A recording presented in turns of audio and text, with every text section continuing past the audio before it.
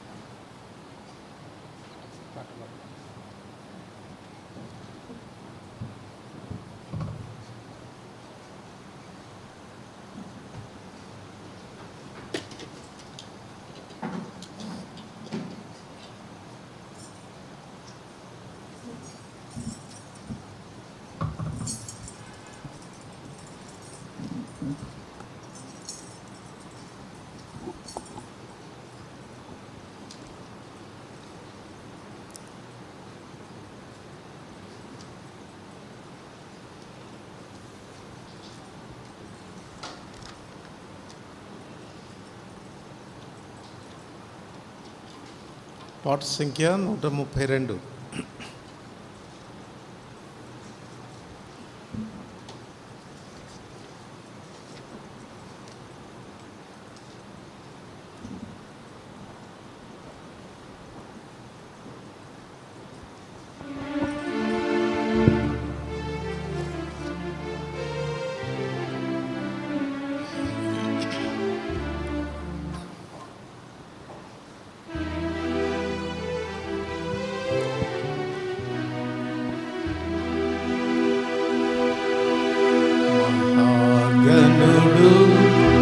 మహోన్నతుడు, పరిశుద్ధుడు, నిత్య నివాసి.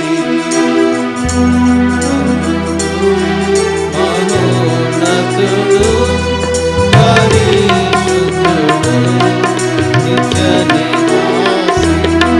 మా సామర్థ్యము, పునరుత్థానము, మా జీవము, రక్షణ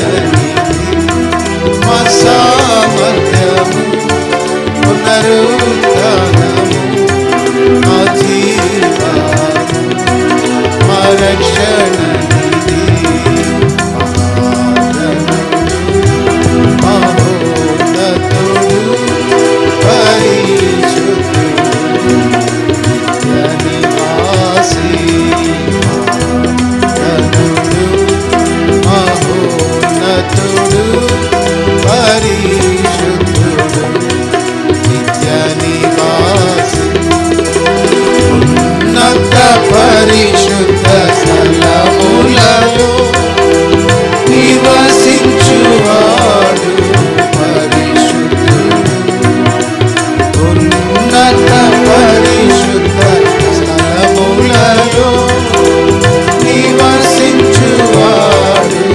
పరిశుద్ధుడు. అయినను నలిగిన వినయంపు దీన మనసులో నివసించును జీవించును. అయినను నలిగిన వినయంపు దీన మనసులో నివసించును జీవించును. మహాగణుడు మహోన్నతుడు పరిశుద్ధుడు నిత్య నివాసి. మహాగణుడు మహోన్నతుడు పరిశుద్ధుడు నిత్య నివాసి. నిన్నమెల్ల ప్రభుకై వధింప బడి ఉన్నతి గొర్రెలము. నిన్నమెల్ల ప్రభుకై వధింప బడి ఉన్నతి గొర్రెలము. అయినను ప్రేమించిన వాని ప్రేమను బట్టి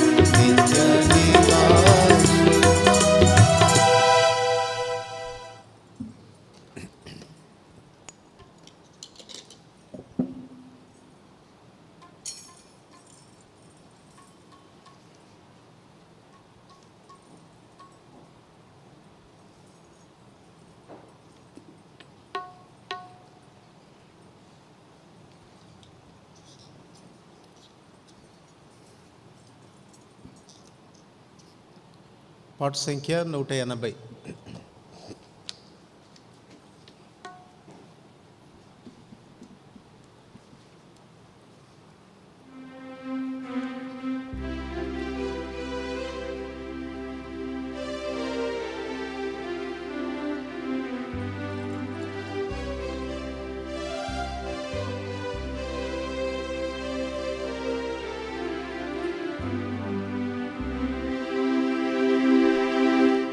ప్రవిమలుడా పావనుడా స్తుతి స్తోత్రము నీకే.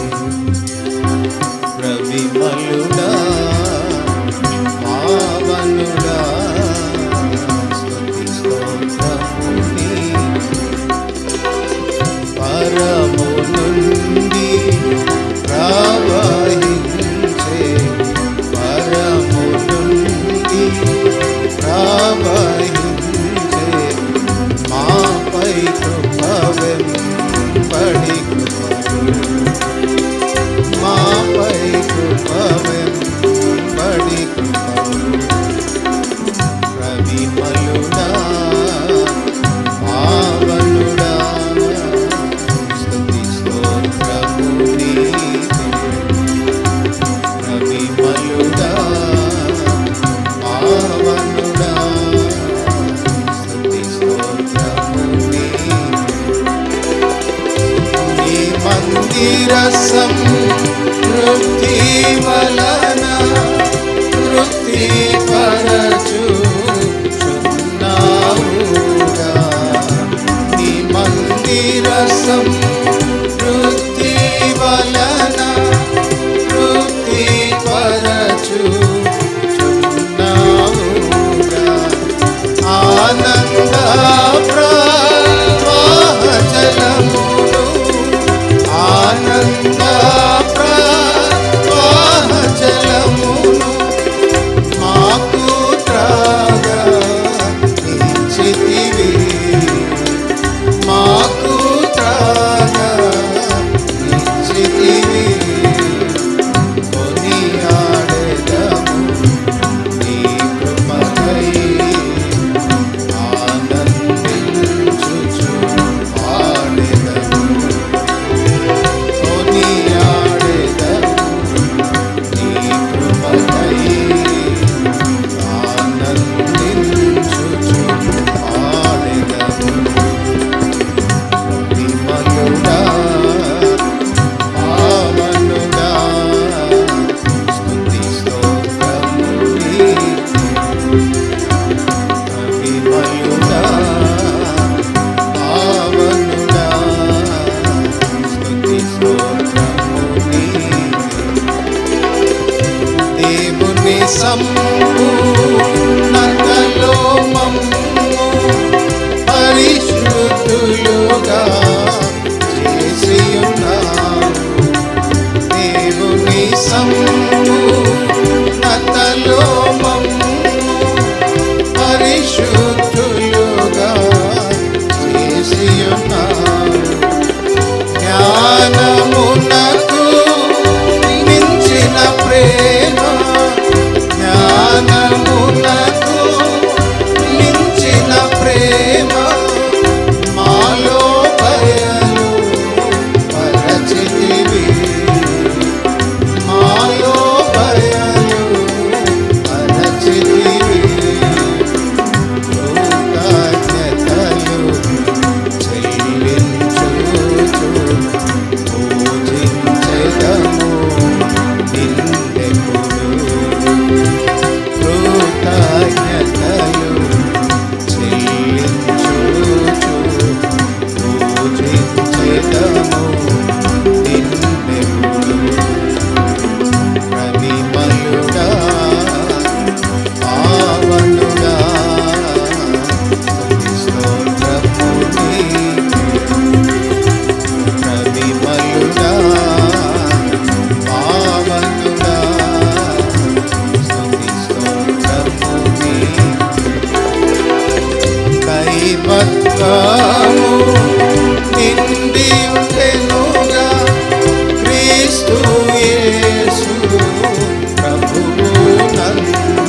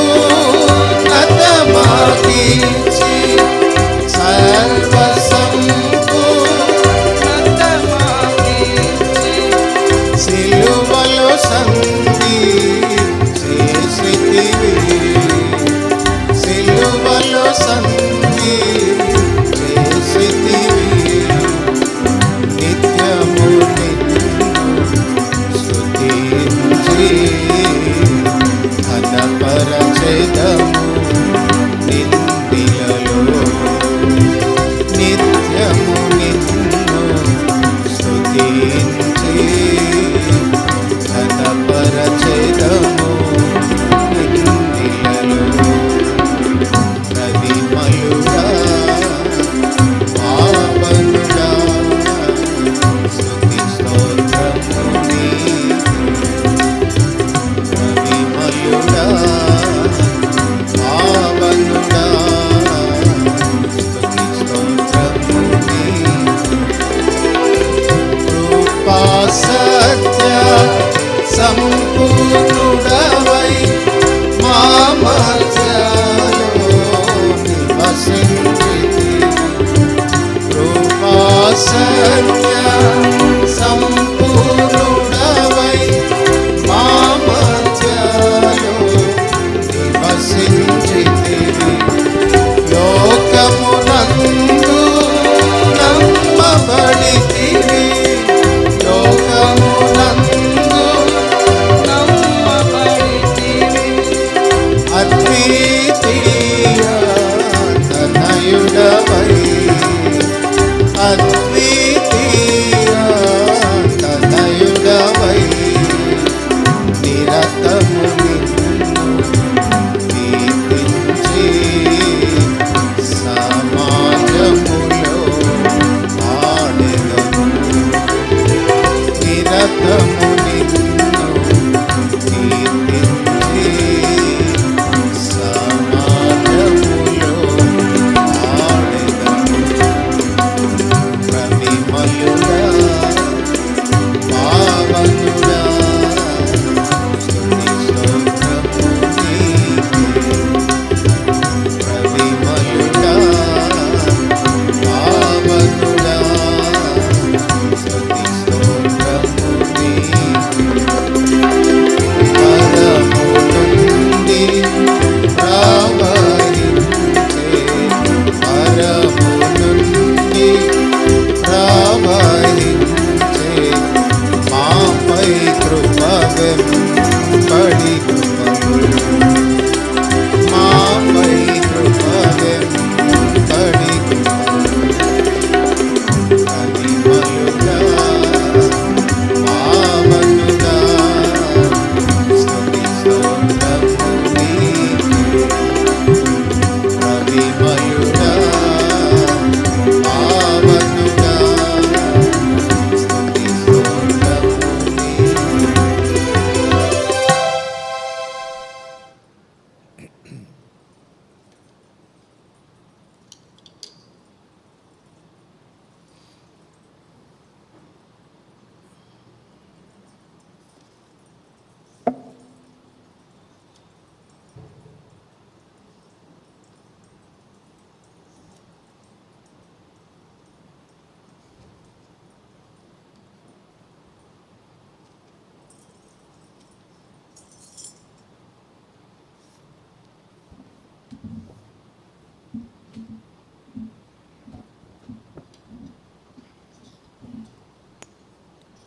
పాట సంఖ్య 216.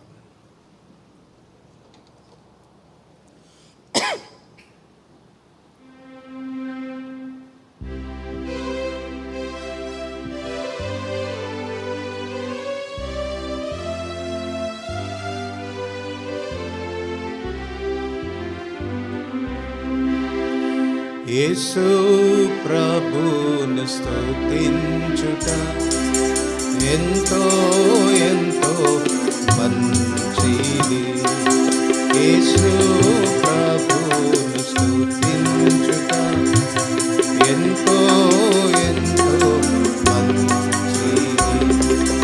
మహోన్నతుడా నీ నామమును మహోన్నతుడా నీ నామమును స్తుతించుటాయే బహు మంచిది.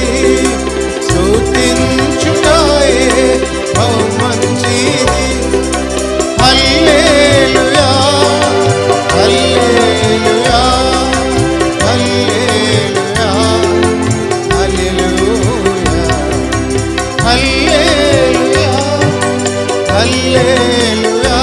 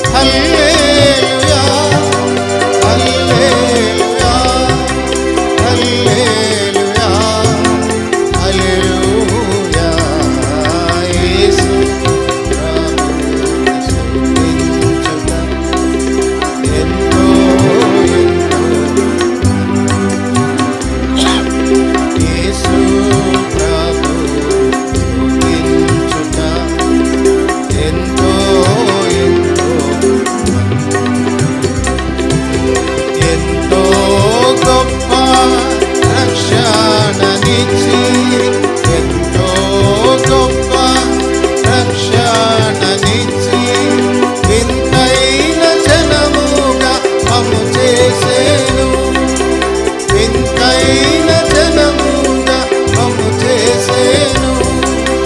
హల్లెలూయా హల్లెలూయా హల్లెలూయా హల్లెలూయా హల్లెలూయా హల్లెలూయా హల్లెలూయా హల్లెలూయా. యేసు ప్రభువు స్తుతించుట ఎంతో ఎంతో మంచిది. యేసు ప్రభువు స్తుతించుట ఎంతో ఎంతో మా శైలము మా కేడెము, మా శైలము మా కేడెము, మా కోటయు మా ప్రభువే, మా కోటయు మా ప్రభువే. హల్లెలూయా హల్లెలూయా హల్లెలూయా హల్లెలూయా హల్లెలూయా హల్లెలూయా హల్లెలూయా. యేసు ప్రభువు స్తుతించుట ఎంతో ఎంతో మంచిది. యేసు ప్రభువు స్తుతించుట ఎంతో ఎంతో ఉన్నత దుర్గము రక్షణ శృంగము, ఉన్నత దుర్గము రక్షణ శృంగము, రక్షించువాడు మన దేవుడే, మన దేవుడే. హల్లెలూయా హల్లెలూయా హల్లెలూయా హల్లెలూయా హల్లెలూయా హల్లెలూయా హల్లెలూయా హల్లెలూయా. యేసు ప్రభువు స్తుతించుట ఎంతో ఎంతో మంచిది. యేసు ప్రభువు స్తుతించుట ఎంతో ఎంతో. అతి సుందరుడు అందరిలోన, అతి సుందరుడు అందరిలోన, అతి కాంక్షణీయుడు, అతి కాంక్షణీయుడు, అతి ప్రియుడు. హల్లెలూయా హల్లెలూయా హల్లెలూయా హల్లెలూయా హల్లెలూయా హల్లెలూయా హల్లెలూయా హల్లెలూయా. యేసు ప్రభువు స్తుతించుట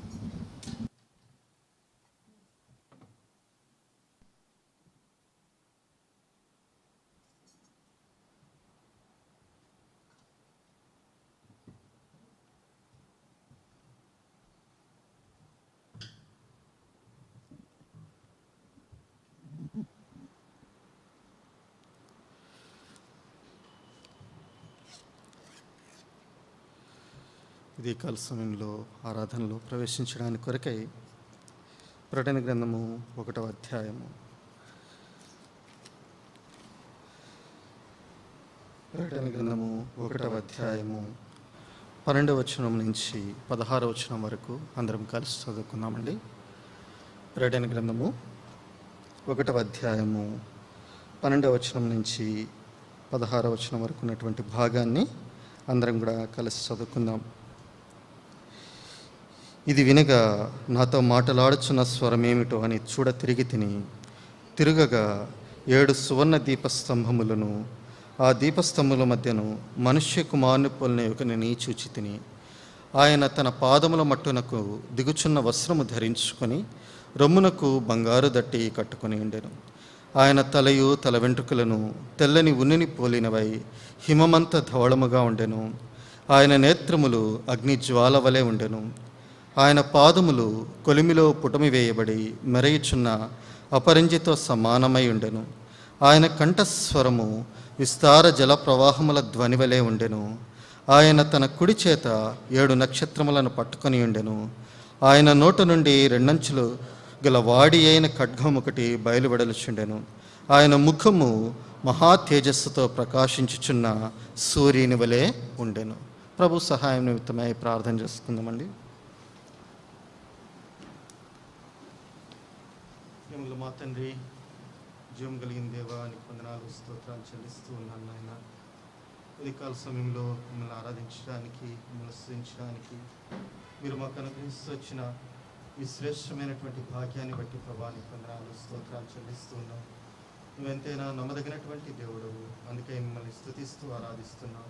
ఇంతవరకు పాటల ద్వారా మిమ్మల్ని మహింపరిచే భాగ్యం ఇచ్చారు, అందరి బట్టి ప్రభా నీకు వందనాలు చెల్లిస్తున్నాం. ఈ సమయంలో నీ వాక్యం చెంతకు చేరి వస్తుంటుండగా ప్రభా మీరే మీ స్వరాన్ని వినిపింపు చేయండి. మాతో మాట్లాడుతున్నామని కూడా కోరుకుంటున్నాను. ప్రభా నిష్ప్రయోజకుడైన దాసుడుగా, దుమ్ము ధూళి మంటి వాడనగా ప్రభా నీ కృపాసింహాసం దగ్గర చేరి వస్తుంటుండగా నీ చేతి నెడుతో కప్పము ప్రభా, నా నోట నీ మాటలు ఉంచు. నీ యొక్క దయగల స్వరాన్ని ప్రభా మేము వినగలట్లుగా సహాయం చేయము. ఆత్మతో సత్యంతో మిమ్మల్ని ఆరాధించే కృపను మాకు ప్రసాదించు. ఈ సమయాన్ని మాకు ఎంతో దీవెనకరమైందిగా చేయమని కోరుకుంటూ యేసు ప్రభు నామమున ప్రార్థించి వేడుకుంటున్నాం మా తండ్రి, ఆమేన్.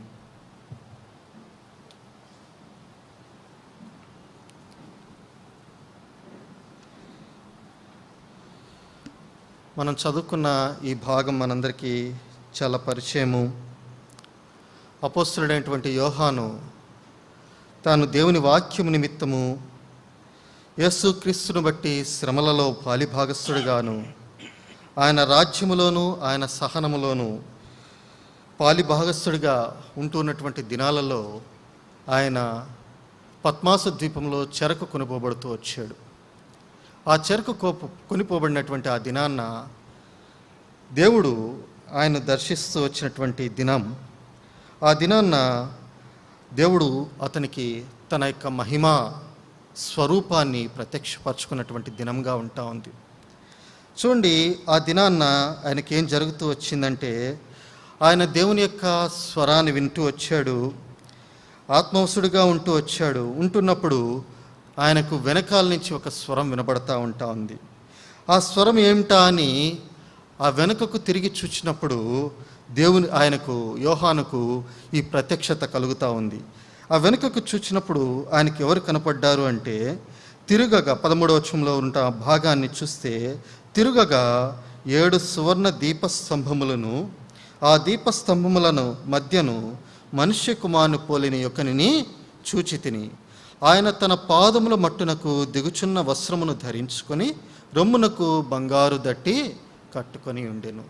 కాబట్టి ఈ భాగంలో మరి ఆయన చూసినప్పుడు ఆయనకు ఎవరు కనపడతా ఉన్నారంటే, మనుష్య కుమారుని పోలిన యొక్కడు అని చెప్తా ఉన్నాడు. ఆయన యేసుక్రీస్తు ప్రభువారిగా ఉంటా ఉన్నారు. ఆయనకు దర్శనము మరి యోహానుకు అనుగ్రహింపబడతా వచ్చింది. చూసినట్లయితే ఆయన వస్త్రధారణ చూసినట్లయితే ఎలా ఉంది అంటే, ఆయన మరి పాదముల మట్టుకు దిగుచున్నటువంటి ఒక వస్త్రాన్ని ధరించుకున్నవాడుగాను, రొమ్మునకు బంగారు దట్టి కట్టుకున్నవాడుగాను కనబడతా ఉన్నాడు. ఈ వస్త్రధారణ కనుక మనము ఆలోచన చేసినట్లయితే ఈ వస్త్రధారణ ఎవరికి ఉంటా వచ్చింది పాత నిబంధనలో అని గనుక మనం చూసుకున్నట్లయితే ఒక యాజకుడు ఇలాంటి వస్త్రధారణ వేసుకుంటూ ఉండేవాడు. ఆ ప్రధాన యాజకుడు ఏం చేసేవాడంటే పైనుంచి క్రిందకు దిగుచున్నటువంటి ఒక వస్త్రాన్ని ధరించేవాడు. ఆ వస్త్రాన్ని ధరించుకుని అతడు ఈ రొమ్మున న్యాయ విధాన పథకాన్ని కట్టుకునేటటువంటి వాడు. ఇక్కడ నడుముకు మరి ఒక దట్టి కట్టుకునేటటువంటి వాడు. కాబట్టి ఈయన ఎలా ఉంటా ఉన్నాడు అంటే ఒక ప్రధాన యాజకుడిగా ఉంటా ఉన్నాడు. మరొక మాటలో చెప్పాలి అంటే ఈయన ఎవరు అంటే మన పక్షమున విజ్ఞాపన చేసేటటువంటి ఒక మరి యాజకునిగా లేకుంటే ఒక మరి ఉత్తరవాదిగా ఉన్నట్లుగా మనకు కనబడతా ఉంటా ఉంది. ఎందుకు ఈ మాటలు చెప్తా ఉన్నాను అంటే ఇక్కడ చూసినప్పుడు ఆయన ఎలా ఉంటా ఉన్నాడంటే తండ్రి అయినటువంటి దేవుని వద్ద ఉంటా ఉన్నటువంటి పరిస్థితి. ఆయన మనకు పక్షంగా ఆయన ఎలాంటి వాడిగా ఉంటా ఉన్నాడంటే విజ్ఞాపనకర్తగా ఉంటా ఉన్నాడు అనేటటువంటి విషయాన్ని మనకు జ్ఞాపకం చేస్తూ ఉంది. కనుక ఇక్కడ ఆయన విజ్ఞాపనకర్తగా మాత్రమే కాదు, కానీ ఆయన రొమ్మున ఆ యొక్క బంగారు దట్టి కట్టుకున్నటువంటి విషయము జ్ఞాపకం చేయబడుతుంది. ఈ రొమ్మున బంగారు దట్టి అనేటటువంటిది ఏమి జ్ఞాపకం చేస్తుందంటే ఒక న్యాయాధిపతి తీర్పు తీర్చేటప్పుడు పాత దినాలలో వారు ఏం చేసేవారంటే రొమ్మున ఆ యొక్క మరి దట్టి కట్టుకునేటటువంటి వారు. కాబట్టి ఈయన ఎలా ఉంటా ఉన్నాడు అంటే ఒక న్యాయాధిపతిగా ఉంటా ఉన్నాడు, అదే సమయంలో ఒక విజ్ఞాపనకర్తగా ఇక్కడ యోహానుకు ప్రత్యక్షమైనట్లుగా మనం చూస్తూ రావచ్చు. ఎందుకంటే ఈయన న్యాయాధిపతిగా ఆయన ఎలా ఉంటా ఉన్నాడంటే ఆ క్రింది భాగంలో చూసినప్పుడు ఆయన యొక్క గొప్ప గుణలక్షణాలు, ఆయన మహిమా స్వరూపమంతా కూడా కనబడతా ఉంటా ఉంది. ఆ మహిమా స్వరూపాన్ని మనం చూసినప్పుడు, ఆయన యొక్క సుగుణాలను మనం చూసినప్పుడు మనం కూడా నిజంగా ఆ యొక్క దేవుని యొక్క సుగుణాలను బట్టి ఆరాధించబద్ధులంగా ఉంటా ఉన్నాం. చూడండి, ఇప్పుడు 14వ వచనానికి వచ్చినప్పుడు అక్కడ ఒక చక్కని మాట వ్రాయబడతా ఉంది.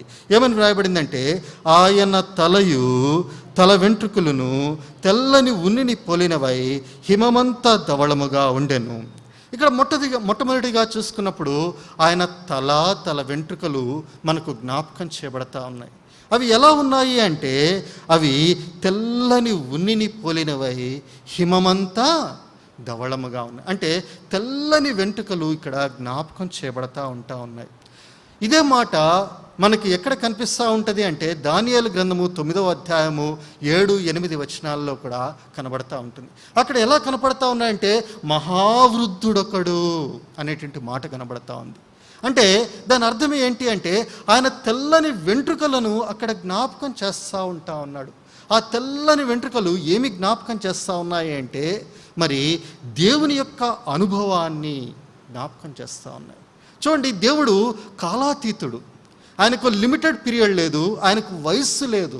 కానీ ఆయన తెల్లని వెంట్రుకలు ఏమి జ్ఞాపకం చేస్తున్నాయంటే ఆయన ఎంత అనుభవజ్ఞుడో, ఆయన ఎంత పరిపూర్ణుడో, ఆయన ఎంత శాశ్వత కాలం నుంచి శాశ్వత కాలం వరకు ఉండబోయేటటువంటి దేవుడో అనేటటువంటి విషయాన్ని జ్ఞాపకం చేస్తూ ఉంటా ఉంది. కనుక ఈ తెల్లని వెంట్రుకలు అనేటటువంటి మాటకు వచ్చినప్పుడు చూడండి, మరి సామెతల గ్రంథము 14వ అధ్యాయము 18వ వచనములో ఒక చక్కని మాట వ్రాయబడతా ఉంటా ఉంది. చూడండి, సామెతల గ్రంథము 14వ అధ్యాయము 18వ వచనము. జ్ఞానము లేని వారికి మూఢత్వమే స్వాస్యము. 2వ భాగంలో వివేకులు జ్ఞానమును కిరీటముగా ధరించుకుందురు. ఇంకో మాట జ్ఞాపకం చేసుకున్నప్పుడు క్షమించండి, సామెతల గ్రంథము 16:31 చూడండి. సామెతల గ్రంథము 16:31 నెరసిన వెంట్రుకలు సొగసైన కిరీటం. చూడండి, నెరసిన వెంట్రుకలు ఎలా ఉంటా ఉన్నాయంట? సొగసైన కిరీటంగా ఉంటా ఉన్నాయి. ఇప్పుడు ప్రభువారి యొక్క వెంట్రుకలు ఆ తెల్లని హిమము వంటి ధవళము లాంటి ఆ వెంట్రుకలు ఏం చేస్తూ ఉన్నాయంటే ఆయన యొక్క కిరీటాన్ని గురించి మాట్లాడుతూ ఉన్నాయి. ఆయన ఎంత గొప్పవాడు అనేటువంటి సంగతిని జ్ఞాపకం చేస్తూ ఉంటా ఉన్నాయి. ఇవి ఎవరికి ఉంటాయి అంటే ఇందాక మనం చదువుకున్నట్లుగా 14వ అధ్యాయము 18వ వచనము 2వ భాగములో కనబడతా ఉంది. ఎవరికి ఉంటాయంటే వివేకులు జ్ఞానమును కిరీటముగా ధరించుకో. అంటే ఎవరికి ఉంటాయి అంటే అవి ఆ తెల్లని వెంట్రుకలు ఏం జ్ఞాపకం చేస్తున్నాయంటే ఒక కిరీటముగా జ్ఞానవంతులకు ఉంటాయి అనేటువంటి విషయాన్ని జ్ఞాపకం చేస్తున్నాయి. అంటే ఈ తెల్లని వెంట్రుకలు ఏమి జ్ఞాపకం చేస్తూ ఉన్నాయంటే, రెండో మాటలో చూసుకుంటే అవి దేవుని యొక్క అపారమైనటువంటి జ్ఞానాన్ని, దేవుని యొక్క అచంచలమైనటువంటి జ్ఞానాన్ని ఆ తెల్లని వెంట్రుకలు జ్ఞాపకం చేస్తూ ఉన్నాయి. కనుక ఈ ఉదయకాల సమయంలో ప్రభు దగ్గరికి వచ్చినప్పుడు ఆయన ఎలాంటి వాడిగా ఉంటా ఉన్నాడంటే, ఆయన నీ విషయంలో నా విషయంలో సమస్తమును ఎరిగినటువంటి వాడు. ఆయన శాశ్వత కాలం నుంచి శాశ్వత కాలం వరకు ఉండేటటువంటి దేవుడు. అంతేకాదు, ఆయన ఏమి జ్ఞాపకం చేస్తా ఉన్నాయంటే, ఆ తెల్లని వెంట్రుకలు విశేషమైనటువంటి ఆయన జ్ఞానాన్ని మనకు జ్ఞాపకం చేస్తూ ఉన్నాయి. కొలస్సీలకు రాసిన పత్రిక 2వ అధ్యాయం 10వ వచనంలో అక్కడ వ్రాయబడతా ఉంటుంది. ఏమనంటే, బుద్ధి జ్ఞాన సర్వ సంపదలు ఆయన యందే గుప్తమై ఉన్నాయి. అంటే దాని అర్థం ఏంటి అంటే, ఆయన ఎలాంటి వాడు అంటే జ్ఞాన సంపన్నుడైనటువంటి దేవుడు. ఆయన తన యొక్క అపారమైనటువంటి జ్ఞానాన్ని బట్టి, ఆయన తన యొక్క అపారమైనటువంటి ఆ యొక్క కృపను బట్టి ఆయన ఏం చేస్తూ వచ్చాయంటే, నశించిపోతున్నటువంటి ఈ మానవాళిని మరలా తిరిగి సమకూర్చుకోవడానికి ఆయన ఈ లోకానికి ఆయన ఏం చేశాడంటే, తన ప్రియకుమారుడైనటువంటి యేసుక్రీస్తు ప్రభువుని లోకానికి పంపించిన వాడిగా ఉంటా ఉన్నాడు. ఆ కారణం చేతనే ఈ యొక్క లోకములో, ఈ యొక్క అజ్ఞానంలో కూడినటువంటి ఈ మానవుడు మరలా ఏం చేయబడ్డా అంటే, ఆయన వద్దకు రాగలిగేటటువంటి గొప్ప ఆధిక్యత ఇవ్వబడతా ఉంది. అందుకనే బైబిల్ గ్రంథంలో ఒక మాట వ్రాయబడతా ఉంది, మీలో ఎవరికైనా జ్ఞానము కొదువుగా ఉంటే ఎక్కడికి రావాలంట? దేవుని దగ్గరకు రావాలి. ఎందుకంటే ఆయన జ్ఞాన సంపన్నుడైనటువంటి వాడిగా ఉంటా ఉన్నాడు. కనుక ఆయన దగ్గరకు వచ్చినప్పుడు అది ఎలా అనుగ్రహింపబడుతూ ఉంది అంటే, ధారాళముగా అనుగ్రహింపబడతా ఉంది. ఏమాత్రం కొరత లేదు, ఏమాత్రం కొదువ లేదు. ఆయన దగ్గరికి వచ్చి, అయ్యా నేను జ్ఞాన కొదువులో ఉంటా ఉన్నాను అని అడిగితే, ఆయన తనకి జ్ఞానాన్ని అపరిమితముగా అనుగ్రహించేటటువంటి దేవుడుగా ఉంటా ఉన్నాడు. అంతేకాదు, యాకోబు రాసిన పత్రిక 3వ అధ్యాయము 17వ వచనంలో చూసుకున్నప్పుడు అక్కడ ఆ యొక్క జ్ఞానం ఎలా ఉంటుంది అనే మాట జ్ఞాపకం చేయబడతా ఉంది. చూడండి, యాకోబు రాసిన పత్రిక 3వ అధ్యాయం 17వ వచనంలో, అయితే పైనుండి వచ్చు జ్ఞానము మొట్టమొదట పవిత్రమైనది, తర్వాత సమాధానకరమైనది, మృదువైనది, సులభముగా లోబడినది, కనికరముతోనూ మంచి ఫలములతోనూ నిండుకున్నది, పక్షపాతమైనను వేషధారణైనను లేనిదియునై ఉన్నది. ఈ యొక్క అపార జ్ఞాన సంపన్నుడు ఏం చేయగోరుతా ఉన్నాడంటే, ఈ యొక్క మానవులకు ఈ విషయాలు ఇవ్వగోరుతా ఉన్నాడు. ఎలాగ ఇవ్వగోరుతా ఉన్నాడంటే, ఆయన పవిత్రతను, ఆయన సమాధానాన్ని, ఆయన మృదుత్వాన్ని, చూడండి ఆయన యొక్క విధేయతను, ఆయన కనికరాన్ని, మంచి ఫలాలతో నిండుకున్నటువంటి జీవితాన్ని, పక్షపాతం లేనటువంటి జీవితాన్ని ఈ మానవులకు ప్రసాదించాలని ఆయన కోరుతున్నటువంటి వాడిగా ఉంటా ఉన్నాడు. అందును బట్టి ఆ యొక్క అపార జ్ఞాన సంపన్నుడైనటువంటి దేవుడు ఆయన ఏం చేయగోరుతా ఉన్నాడంటే, నిన్ను నన్ను కూడా తన జ్ఞానముతో నింపాలని కోరుకుంటున్న వాడిగా ఉంటున్నాడు. అందును బట్టి మన ఈ ఉదయకాల సమయంలో ప్రభుని ఆరాధించబద్దులంగా ఉంటా ఉన్నాం. రెండవదిగా చూసినప్పుడు రండి, యోహాను రాసిన ప్రకటన గ్రంథము 1వ అధ్యాయము 14వ వచనము 2వ భాగమునకు వస్తే, ఆయన నేత్రములు అగ్ని జ్వాలల వలె ఉండెను. చూడండి, మొదటిదిగా ఆయన తల ఆయన జ్ఞానాన్ని తెలియచేస్తూ ఉంది, ఆయన ఎంత గొప్పవాడో తెలియజేస్తూ ఉంది.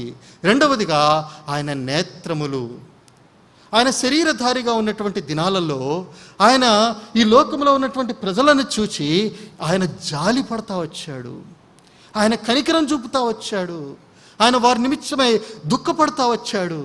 మీరు గమనిస్తే యోహాను సువార్త 11వ అధ్యాయంలో లాజరు సమాధి దగ్గర ఆయన కన్నీరు విడిచేట్లుగా కనబడతా ఉంటా ఉంది.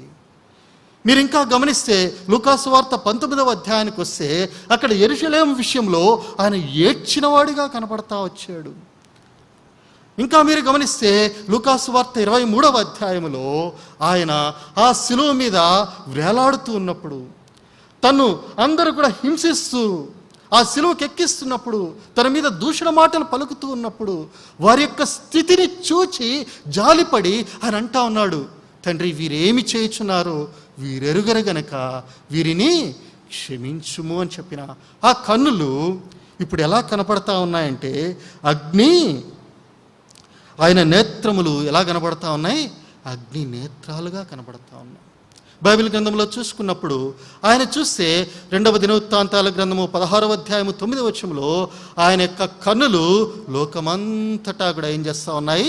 సంచారం చేస్తున్నటువంటి ఆ నేత్రాలే నిన్ను నన్ను కూడా చూసినటువంటి నేత్రాలుగా ఉంటా ఉన్నాయి. ఆ నేత్రాలు ఇంకా అగ్ని జ్వాలలుగా మార్చబడక మునిపే ఆయన నీ ఎడల కనికరం చూపిస్తూ ఇంకా ఆయన నీ వైపు చూస్తూ ఉన్నటువంటి వాడిగా ఉన్న దినాలలోనే మనం ఏం చేయబడ్డామంటే, మనం ఆయన దగ్గరికి వచ్చిన కారణం చేత మనం కనికరింపబడుతూ వచ్చాం. అందుకనే హాగర్ అంటా ఉంది, నన్ను చూచుచున్న దేవుడు. ఏమంటా ఉంది? నన్ను చూచుచున్న దేవుడు.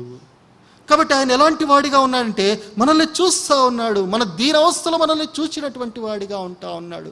ఇందాకనే మనం చెప్పుకుంటున్నట్లుగా ఆయన ఇప్పుడు యాజకుని యొక్క స్థితిలో ఉండి మనల్ని చూచుచూ ఉన్నటువంటి వాడిగా ఉన్నాడు. ఒకరోజు ఆయన న్యాయాధిపతిగా కాబోతా ఉన్నాడు.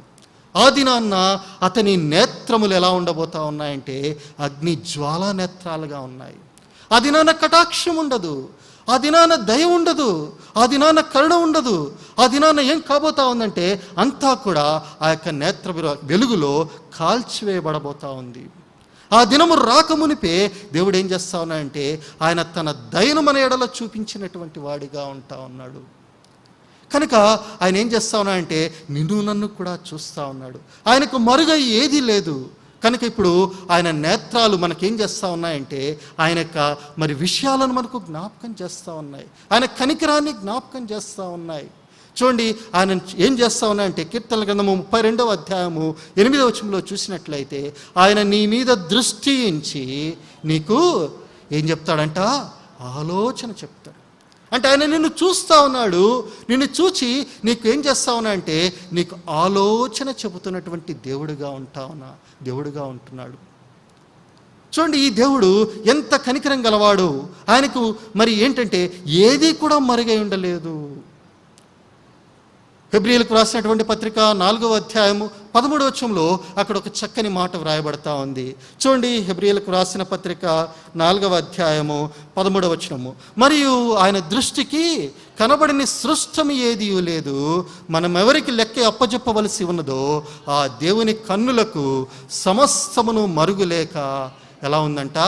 తేటగా ఉంది. ఆయన దృష్టికి సమస్తము కూడా తేటగా కనిపిస్తూ ఉంది.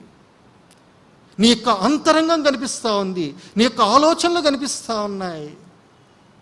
చాలా సందర్భాల్లో మనం పైకి భక్తి కలిగిన వారంగా ఇక్కడ ఆరాధన చేస్తూ ఉంటాం. అంతరంగాన్ని ఆయన చూచేటటువంటి దేవుడుగా ఉంటా ఉన్నాడు. కాబట్టి ఆయన నీ అంతరంగాన్ని చూస్తున్నటువంటి దేవుడు కనుక మనం ఏం చేయాలి అంటే, ఆయన దగ్గరికి వచ్చినప్పుడు మనం ఎంతో జాగ్రత్త కలిగిన వారు ఉండాలి. కాబట్టి ఈ దినాన్న ప్రభా నువ్వు నన్ను కనికరించావు, అందును బట్టి నేను నీ ఇంటిలో ఉండగలిగాను, అందును బట్టి నేను నిన్ను ఆరాధించగలుగుతా ఉన్నాను, అందును బట్టి నేను నిన్ను స్తుతించగలుగుతా ఉన్నాను.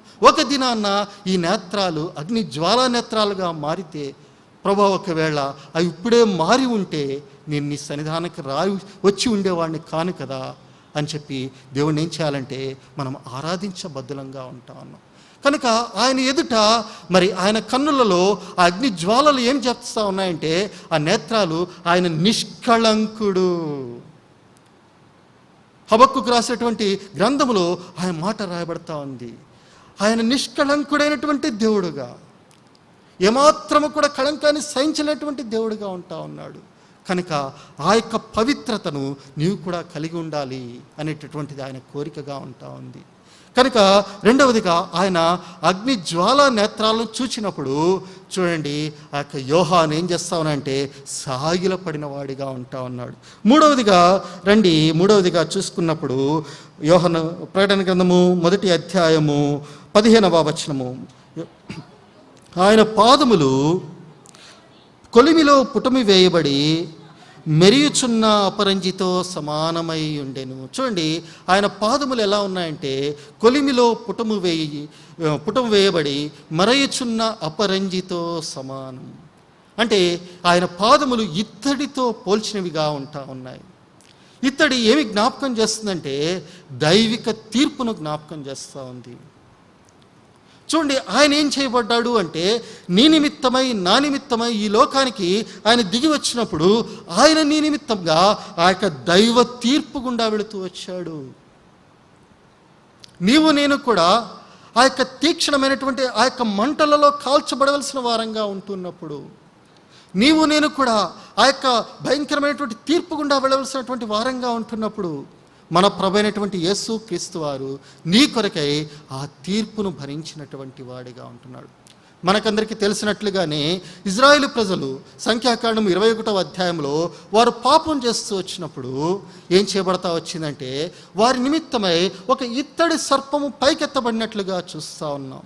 అంటే వారి పాపమునకు తీర్పు విధింపబడతా వచ్చింది. ఆ తీర్పుకు ఏంటి అంటే ఆ ఇత్తడి ఏం చేయబడవలసి వచ్చిందంటే సర్పముగా రూపుదిద్దాల్సి వచ్చింది. అంటే అదంతా కూడా ఏమైందంటే ఆ కొలిమి గుండా వెళ్ళవలసి వచ్చింది. వారి పాపము నిమిత్తమే అది ఆ రీతిగా వెళ్ళి అది మార్పు చెంది ఒక సర్పముగా పైకెత్తబడినప్పుడు ఎవరైతే ఆ ఇజ్రాయేల్ అందరూ కూడా ఆ బలిపీఠపు తీర్పును లేకుంటే ఆ వేడిమి యొక్క తీర్పును అంగీకరించి ఆ యొక్క ఇత్తడి సర్పం వైపు చూశారో వారందరూ కూడా ఏమైపోయారంటే ఆ దినాన్న ఆ సర్పపు కాటు నుండి తప్పింపబడ్డారు. అలానే నీ నిమిత్తమై నా నిమిత్తమై కూడా ప్రభువైనటువంటి యేసుక్రీస్తు వారు ఆయన ఏం చేయబడుతూ వచ్చారంటే ఆయన తీర్పు గుండా వెళ్ళవలసిన వాడిగా మారిపోతూ వచ్చాడు. ఆయన ఒక యాజకునిగా మన నిమిత్తమై ఆయనే నీ యొక్క భారాన్నంతటినీ కూడా భరించేటువంటి వాడిగా ఉంటా వచ్చాడు. అందుకనే కదా యెషయా గ్రంథము 53వ అధ్యాయంలో మనం గమనించి చూసినప్పుడు అక్కడ రాయబడినటువంటి మాటలు జ్ఞాపకం చేసుకుందాం. యెషయా గ్రంథము 53వ అధ్యాయంలో చూసినప్పుడు ఆయన మరి 4-5 వచనాలు నిశ్చయముగా ఆయన మన రోగములను భరించెను, మన వ్యసనములను వహించెను, ఆయనను మొత్తబడిన వాడిగాను దేవుని వలన బాధింపబడిన వాడిగాను శ్రమనొందిన వాడిగాను మనం అతనిని ఎంచితిమి.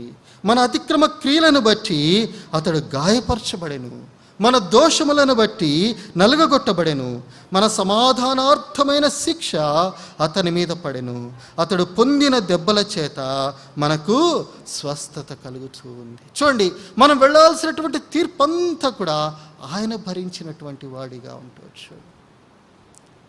ఆయన ఆ తీర్పు అంతటి కూడా ఆయన తన మీదకి తీసుకొని ఆయన ఏం చేసినాడంటే నిన్ను నన్ను కూడా ఆ తీర్పు నుంచి విమోచించాడు. చూడండి, ఇప్పుడు ఆ తీర్పు నుంచి వచ్చినటువంటి మరి జనాంగముగా ఇప్పుడు మనమేం చేయబడుతున్నామంటే ఇక్కడ కూర్చుని మనం ఆయన ఆరాధిస్తూ ఉన్నాం, ఆయన ఘనపరుస్తూ ఉంటున్నాం. చూడండి, ఇప్పుడు అక్కడ రాయబడినటువంటి మాట ఏంటంటే ప్రకటన గ్రంథము 1వ అధ్యాయంలో 15వ వచనంలో చూసినప్పుడు అక్కడ అపరంజితో ఆయన పాదములు కొలిమిలో పుటము వేయబడి మరయుచున్న అపరంజితో సమానమై ఉండను. అవి ఎలా ఉన్నాయంటే ఇప్పుడు మెరుస్తూ కనబడతా ఉన్నాయి. అంటే అది ఏం జ్ఞాపకం చేస్తుందంటే జయ సూచకంగా ఉంటా ఉన్నాయి. అంటే సాతానుడు ఓడిపోయినటువంటి వాడిగా ఉంటా ఉన్నాడు. ఆదికాండము 3వ అధ్యాయం 15వ వచనం ప్రకారంగా ఆయన ఏం చేశాడంటే సర్పాన్ని తన పాదముల చేత త్రొక్కివేసినటువంటి వాడిగా ఉంటా ఉన్నాడు. ఇంకా అంత మాత్రమే కాదు, ఆయన రోమీయులకు రాసిన పత్రిక 16వ అధ్యాయము 20వ వచనం ప్రకారంగా ఆయన ఏం చేసినాడంటే ఆయన సాతానును మన పాదముల క్రింద ఆయన ఏం చేసినాడు చితక త్రొక్కించినటువంటి వాడిగా ఉంటా ఉన్నాడు. కనుక మరి మనం గమనించి చూసినప్పుడు ఆయనే ఏం చేస్తాడంటే నీ తీర్పును నా తీర్పును ఆయన మీద వేసుకున్నటువంటి వాడిగా ఉంటా ఉన్నాడు. ఆయన తీర్పు నందిన వాడిగా ఉంటా ఉన్నాడు. ఇప్పుడు ఆయన జయశాలిగా కనబడతా ఉంటా ఉన్నాడు. అందును బట్టి మనము ప్రభువుని మనం ఘనపరచవలసినటువంటి వారంగా ఉంటున్నాం. తర్వాత చూసుకున్నట్లయితే 2వ భాగంలో 15వ వచనము 2వ భాగంలోకి వస్తే ఆయన కంఠస్వరము విస్తార జల ప్రవాహముల ధ్వని వలె ఉండెను. ఆయన కంఠస్వరం ఎలా ఉంటా ఉందంటే విస్తార జల ప్రవాహముల ధ్వని వలె ఉంటా ఉంది. మనకి ఈ సంవత్సరం ఇచ్చిన వాగ్దానములో మధ్య వాగ్దానంలో కూడా అక్కడ వ్రాయబడినటువంటి మాట ఏంటంటే ఆయన స్వరం ఎలా ఉంటుంది అంటే విస్తారమైన ఆ యొక్క చూడండి 19వ అధ్యాయం 6వ వచనంలో ఆ భాగాన్ని ఒక్క పర్యాయం చదువుకుందాం. 19వ అధ్యాయము 6వ వచనము అప్పుడు గొప్ప జనసమూహ శబ్దమును విస్తారమైన జలముల శబ్దమును బలమైన ఉరుముల శబ్దమును పోలిన యొక్క స్వరము ఇక్కడ ఒక స్వరం వినబడతా ఉంది. ఆ స్వరం ఎలా ఉంది అంటే చూడండి, విస్తారమైన జలముల శబ్దము. కాబట్టి ఆ విస్తారమైనటువంటి జలముల శబ్దముతో కూడినటువంటి ఆ స్వరము ఆయన ఏం చేస్తా, ఆయన వద్ద నుంచి వస్తున్నట్లుగా మనం గమనిస్తాం. ఆ యొక్క జలముల ఘోష వినబడతా ఉంది. నిజానికి మీరు ఎప్పుడైనా మరి ఆ యొక్క జలముల ఘోష ఉన్నటువంటి ప్రాంతానికి వెళ్ళినప్పుడు మీ గుండెలు అవిసిపోతూ ఉంటాయి. నాగార్జున సాగర్ ఎప్పుడైనా మీరు ఆ యొక్క 26 గేట్లు వదులుతారు, అప్పుడు వెళ్ళినప్పుడు మీకు ఎలా ఉంటుందంటే అక్కడ ఆ యొక్క బ్రిడ్జ్ అంతా కూడా ఇలా ఇలా కంపిస్తున్నట్లుగా, ఊగుతున్నట్లుగా ఆ ధ్వని ఉంటుంది. అక్కడికి వెళ్ళినప్పుడు ఎలా ఉంటుందంటే హృదయం అంతా కూడా ఎంతో భయకంపితంగా ఉంటుంది. అంటే దేవుని స్వరము మానవులకు వినబడతా ఉన్నప్పుడు ఆ యొక్క కంఠధ్వని ఎలా ఉంటా ఉంది అంటే అది భయకంపితులుగా చేసేదిగా ఉంటుంది. ఎవరికి ఇక కంఠస్వరం భయకంపితులుగా చేస్తూ ఉంది అంటే ఆయనను ఎరగనటువంటి వారికి. అయితే ఆయన ఎరిగిన వారికి ఈ కంఠస్వరం ఎలా ఉంటుంది అంటే అది సమాధానకరమైందిగా, నిశ్చలమైనటువంటి ధ్వనిగా అది ఉండేదిగా ఉంటా ఉంది. అందుకనే మీకు ఇందాకనే చెప్పినట్లుగా ఆయన యాజకుడుగా ఉంటా ఉన్నాడు, అదే సమయంలో ఆయన న్యాయాధిపతిగా ఉంటా ఉన్నాడు. చూడండి, ఆయన కంఠస్వరము, ఆయన అంటాడు సామెతల గ్రంథము 8వ అధ్యాయము 4వ వచనము చూడండి, ఆయన ఒక మాట చెప్తా ఉన్నాడు. సామెతల గ్రంథము 8వ అధ్యాయము 4వ వచనము, మానవులారా మీకే నేను ప్రకటించుచున్నాను, నరులగు మీకే నా కంఠస్వరమును వినిపించుచున్నాను. ఆయన అంటా ఉన్నాడు, మానవులారా నేను మీతో మాట్లాడగోరుతా ఉన్నాను, మానవులారా మీకు నా కంఠస్వరాన్ని వినిపించగోరుతా ఉన్నాను. చూడండి, ఎవరైతే ఆయన స్వరాన్ని వింటారో, ఎవరైతే ఆయన స్వరాన్ని విని ఆయన దగ్గరకు వస్తూ ఉంటారో వారికి ఆ కంఠస్వరం ఏం చేస్తుందంటే సమాధానాన్ని కలిగింపచేస్తుంది. ఆ కంఠస్వరం ఏం చేస్తుందంటే వారికి నెమ్మదినిస్తూ ఉంటుంది. ఆ కంఠస్వరం ఏం చేస్తుందంటే వారిని దినమెల్లా కూడా నడిపించేదిగా ఉంటా ఉంది. ఒకవేళ నీవు గనుక ఆ కంఠస్వరానికి లోబడకుంటే ఆ కంఠస్వరం ఎలా ఉంటుందంటే భీకరమైనటువంటి ధ్వనితో ఉంటా ఉంది. ఆ ధ్వనికి ఏమైతా ఉంది అంటే సామెతల గ్రంథము కీర్తనల గ్రంథములో ఆయన స్వరాన్ని యొక్క శక్తిని అక్కడ చెప్తా ఉన్నాడు. ఆ స్వరం యొక్క శక్తి ఎలా ఉంటుందంటే కీర్తనల గ్రంథము 29వ అధ్యాయము 4వ వచనము చెప్తా ఉన్నాడు. ఆ స్వరం ఎలా ఉంటుంది అనేది, యెహోవా స్వరము బలమైనది, యెహోవా స్వరము ప్రభావము గలది, యెహోవా స్వరము దేవదారు వృక్షములను విరుచును, యెహోవా లెబానోను దేవదారు వృక్షములను ముక్కలుగా విరుచును. తర్వాత చూడండి 7వ వచనము, యెహోవా స్వరము అగ్ని జ్వాలలను ప్రజ్వలింపచేయే స్వరము, యెహోవా స్వరము అరణ్యాన్ని కదిలించే స్వరం. ఆ యొక్క స్వరాన్ని విని ఎవడు తట్టుకొనగలడు? ఎవరు కూడా తట్టుకొనలేరు. అందుకనే కీర్తనాకారుడు 46వ కీర్తన 6వ వచనంలో ఆయన స్వరము విని ఏమవుతుందంట, భూమి అంతా కూడా కంపించిపోతా ఉందంట. యోబు భక్తుడు అంటా ఉన్నాడు 4వ అధ్యాయం 16వ వచనంలో, అయితే నేను మిక్కిలి నిమ్మలమైనటువంటి స్వరాన్ని నేను వింటా ఉన్నాను. చూడండి, ఒక భక్తుడు ఏమని చెప్తా ఉన్నానంటే నేను మిక్కిలి నిమ్మలమైనటువంటి స్వరాన్ని నేను వినగలుగుతా ఉన్నాను.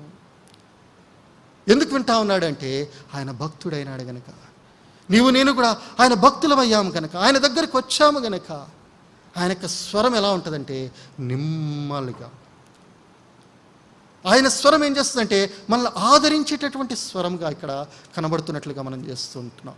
అందును బట్టి ఈ ఉదయకాల సమయంలో మనం ఆయన్ని ఆరాధించాలి. ఒక్కరోజు ఈ యొక్క స్వరం ఏం చేయబడతా ఉందంటే ఆ స్వరము ఆ యొక్క జనములకు ఎలా వినబడబోతా ఉంది అంటే భీకరమైనటువంటి స్వరముగా. ఆ దినాన్ని వాళ్ళు తాడుకోలేరు. చూడండి, ఇజ్రాయేలు ప్రజలు ఆ యొక్క మోషే 19వ అధ్యాయం 19వ వచనంలో అక్కడ రాయబడుతుంది, ఆయన కంఠ స్వరము విన్నప్పుడు అని. అప్పుడు ప్రజలందరూ ఏమన్నారంటే, అయ్యా మేము ఆయన స్వరం వినలేము, నువ్వు మాతో మాట్లాడంటా ఉన్నారు. కారణం ఏంటంటే ఆయన స్వరాన్ని వాళ్ళు తాళలేకపోతూ వచ్చారు. అయితే ఎవరైతే ఆయన బిడ్డలైనారో వారికి ఆ స్వరం నెమ్మదిగా, అది ఎంతో మరి చక్కని స్వరముగా అది వారికి నెమ్మదినిచ్చేంటి స్వరముగా కనబడతా ఉంది. అందును బట్టి ఈ ఉదయకాల సమయంలో మనము ప్రభుని ఆరాధించవలసినటువంటి వారంగా ఉంటాం. ఆయన తన స్వరాన్ని ప్రతి దినము కూడా దేవుని వాక్యములోంచి మనకు వినిపింపజేస్తూ ఉంటున్నాడు. తన స్వరాన్ని తన దాసుల ద్వారా వినిపింపజేస్తూ ఉంటా ఉన్నాడు. అందును బట్టి మనం ప్రభుని స్తుతించవలసిన వారంగా ఉంటున్నాం. ఆ తర్వాత చూడండి, ప్రకటన గ్రంథము మరి 1వ అధ్యాయము 16వ వచనానికి వచ్చినప్పుడు చూడండి, అక్కడ ఇంకొక మాట కనబడతా ఉంది. ఆయన తన కుడి చేత 7 నక్షత్రములు పట్టుకొని ఉండెను. ఆయన నోట నుండి 2 అంచులు కలిగిన వాడి అయిన ఖడ్గం ఒకటి బయలు వెడల్చుండెను. ఇక్కడ చూసినప్పుడు మొదటిదిగా ఆయన తన కుడి చేత 7 నక్షత్రములు పట్టుకొని ఉండెను. ఆయన చేతిలో ఏమున్నాయంటండి? నక్షత్రాలు. మొదటిగా తల చూసాం, ఆయన తల ఆయన అపారమైన జ్ఞానాన్ని చెప్తున్నాయి. ఆయన కన్నులు చూసాం, ఆయన నీడల నాయడల తాను చూపించిన కనికరాన్ని జ్ఞాపకం చేస్తున్నాయి. ఆ తర్వాత ఆయన పాదములు చూసాం, ఆయన జయశాలి, నీ బదులుగా ఆయనే మన తీర్పునంతటిని కూడా భరించిన వాడిగా ఉంటా ఉన్నాడు. 4వదిగా ఆయన అనుదినము కూడా తన స్వరాన్ని వినిపిస్తూ మిక్కిలి నిమ్మడమైనటువంటి స్వరముతో నిన్ను నన్ను కూడా ఆదరిస్తున్నటువంటి దేవుడుగా ఉన్నందును బట్టి ఆయన స్తుతించవలసిన వారంగా ఉన్నాం. చూడండి, 5వదిగా చూస్తే ఇక్కడ 16వ వచనంలో చెప్తున్నాడు, ఆయన తన కుడి చేత ఏం పట్టుకున్నాడంట? 7 నక్షత్రాలు. 7 నక్షత్రాలు, నక్షత్రం అంటే ఇక్కడ క్రింద చెప్తాడు ఎవరు అంటే ఆ యొక్క దూత, అంటే వర్తమానికుడు, అంటే ఒక విశ్వాసి. ఎవరైతే ఆ యొక్క విశ్వాసి అయినటువంటి వాడు, దేవుని వాక్యాన్ని చేత పట్టుకున్నటువంటి వాడు, ఇతరులకు స్వార్థ ప్రకటించేవాడు ఇప్పుడు ఎక్కడుంటా ఉన్నాడు అంటే ఆయన కుడి చేతిలో ఉంటా ఉన్నాడు. అక్కడ రాయబడింది, ఆయన 7 సువర్ణ దీపస్తంభముల మధ్య సంచరించేవాడు. ఆయన సంఘముల మధ్య సంచరిస్తున్న దేవుడు. అదే సమయంలో ఆయన ఏం చేస్తున్నాడు అంటే తన దూతలను ఎక్కడ ఉంచుకున్నాడంట? తన చేతిలో ఉంచుకున్నాడు వాడు. అంటే నీకు నాకు కూడా ఏం చేస్తూ ఉన్నాడంటే ఆయన భద్రత కల్పిస్తూ ఉన్నాడు. అందుకని యోహాను సువార్త 10వ అధ్యాయము 27, 28 వచనాల్లో ఆయన చెప్తాడు, మీరు ఎక్కడున్నారు అంటే మీరు నా చేతుల్లో ఉన్నారు. నా చేతుల్లోంచి మరి అపవాది ఎన్నడూ కూడా మిమ్మల్ని అపహరింపలేడు. మీరంతా కూడా నా చేతిలో ఉన్నారు గనక నా తండ్రి చేత భద్రం చేయబడుతున్నటువంటి వారు అని జ్ఞాపకం చేయబడతా ఉన్నాం. చూడండి, ఆయన దూతలన్న చోట ఇంకొక మాట జ్ఞాపకం చేసుకున్నట్లయితే 103వ కీర్తనలో 20వ వచనంలో ఒక మాట చెప్తా ఉన్నాడు. 103వ కీర్తన 20వ వచనము చూడండి. 103వ కీర్తన 20వ వచనము, యెహోవా దూతలారా ఆయన ఆజ్ఞకు లోబడి ఆయన వాక్యము నెలవేర్చు బలశూరులారా ఆయన సన్నతించుడు. 21 కూడా, యెహోవా సైన్యములారా ఆయన చిత్తము నెరవేర్చు ఆయన పరిచారకులారా మీరందరూ ఆయన సన్నతించండి. ఆయన సన్నతించండి, ఆయన సన్నతించండి. ఎవరు ఆయన దూతలు అంటే ఆయన ఆజ్ఞలకు లోబడి ఆయన వాక్యమును నెరవేర్చే బలశూరులందరూ. దేవుని వాక్యానికి లోబడితే నువ్వెవరు? ఆయన దూతవు. నువ్వెక్కడున్నావు? ఆయన చేతుల్లో ఉన్నావు. ఆయన చేతుల్లో ఉన్నావంటే నువ్వు ఎలాంటి వాడవంటే భద్రంగా ఉన్నటువంటి వాడవు. కనుక దేవుని యొక్క ఆయన యొక్క హస్తాలలో నీకు నాకు కూడా ఏం చేశాడంటే భద్రతను ఇచ్చినటువంటి దేవుడుగా ఉంటున్నాడు. అందును బట్టి ఉదయకాల సమయంలో మనం ప్రభుని స్తుతించవలసిన వారంగా ఉంటున్నాం. ఆ తర్వాత చూసుకున్నట్లయితే రండి, ప్రకటన గ్రంథము 1వ అధ్యాయము 16వ వచనము 2వ భాగానికి వస్తే, ఆయన నోట నుండి 2 అంచులు గల వాడి అయిన ఖడ్గం ఒకటి బయలు వెడలచుండెను. చూడండి, ఆయన నోట నుండి ఏమొస్తా ఉందంట? 2 అంచులు గల వాడి అయినటువంటి ఖడ్గం ఒకటి బయట వస్తూ ఉంది. ఏంటది? ఆయన నోరు ఏం జ్ఞాపకం చేస్తూ ఉందంటే వాక్యాన్ని జ్ఞాపకం చేస్తూ ఉంది. హెబ్రీయులకు రాసిన పత్రిక 4వ అధ్యాయము 12వ వచనంలో ఎంతో చక్కగా రాయబడుతుంది. ఎందుకనగా దేవుని వాక్యము సజీవమై బలము గలదై 2 అంచులు గల ఎటువంటి 2 అంచులు గల ఎటువంటి ఖడ్గము కంటేను ప్రాణాత్మలను మూలుగులను కీళ్లను మూలుగులు విభజించినంత మట్టుకు దూరుచు హృదయం యొక్క తలంపులను ఆలోచనలను శోధించుచు ఉన్నది. కాబట్టి ఇక్కడ జ్ఞాపకం చేయబడిన మాట ఏంటంటే ఆయన వాక్యం ఎలా ఉందంటే సజీవమై బలము గలదైనటువంటి 2 అంచులు కలిగిన ఖడ్గముగా ఉంటా ఉంది. కనుక దేవుడు ఏం చేశాడంటే ఈ ఖడ్గాన్ని మనకి ఇచ్చి వచ్చాడు. ఎందుకు ఇచ్చాడు? అంటే నీ భద్రత కొరకు. ఎందుకు ఇచ్చాడు అంటే శత్రువుని జయించడానికి కొరకు. అందుకనే అది రెండంచులు కలిగినటువంటి వాడి అయినటువంటి ఖడ్గముగా ఉంటా ఉంది. అదేం చేస్తుందంటే అది కీళ్లను మూలుగులను సైతం కూడా అది వేరు చేయగలిగింది. ఆత్మను ప్రాణాన్ని సైతం వేరు చేయగలిగింది. అది లోతుగా బలంగానే హృదయంలోనికి దూరగలిగేటటువంటిది. ఇలాంటి వాక్యాన్ని దేవుడు నీకు ఇచ్చాడు. ఈ యొక్క ఖడ్గాన్ని మనం ఉపయోగిస్తూ ఉన్నామా? చూడండి, ఈ ఖడ్గము రక్షణ పొందుతున్న వారికి ఎలా ఉంటా ఉంది అంటే దేవుని శక్తిగా ఉంటా ఉంది.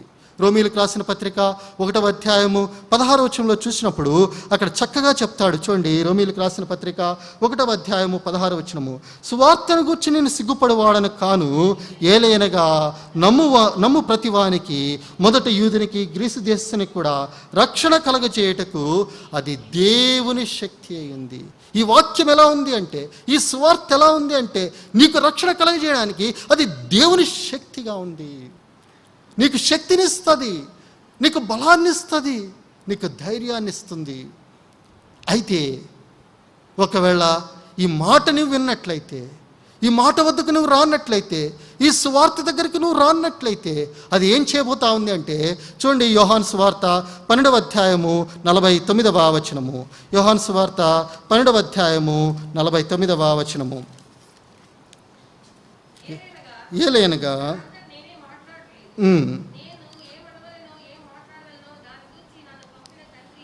48వ వచనము, నన్ను నిరాకరించి నా మాటలను అంగీకరింపని వానికి తీర్పు తీర్చువాడొకడు కలడు, నేను చెప్పిన మాటయే అంత్యదినమందు వానికి తీర్పు తీర్చు. నేను చెప్పిన మాటయే, ఈ వాక్యమే ఏం చేయబోతా ఉందంటే ఒక దినాన తీర్పు తీర్చబోతా ఉంది.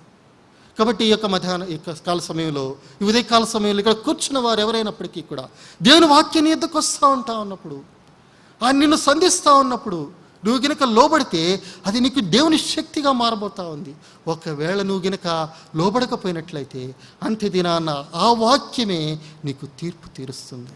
కనుక ఉన్న చోటనే, ఉన్న ఫలాన్నే, ప్రభా నిన్ను నా రక్షకుడిగా నేను స్వీకరిస్తా ఉన్నా, నా హృదయాన్ని కడుగు అని చెప్పి ఎవరైతే చెప్తా ఉన్నారో దేవుడు ఏం చేస్తున్నానంటే వారికి ఏం చేస్తున్నానంటే తన యొక్క రక్షణను ప్రసాదించి తన యొక్క శక్తిని ఇచ్చేటటువంటి దేవుడుగా ఉంటున్నాడు. కనుక ఈ యొక్క వాక్యం ఏంటంటే రెండంచులు కలిగిన వాడి అయినటువంటి ఖడ్గంగా ఉంటా ఉంది.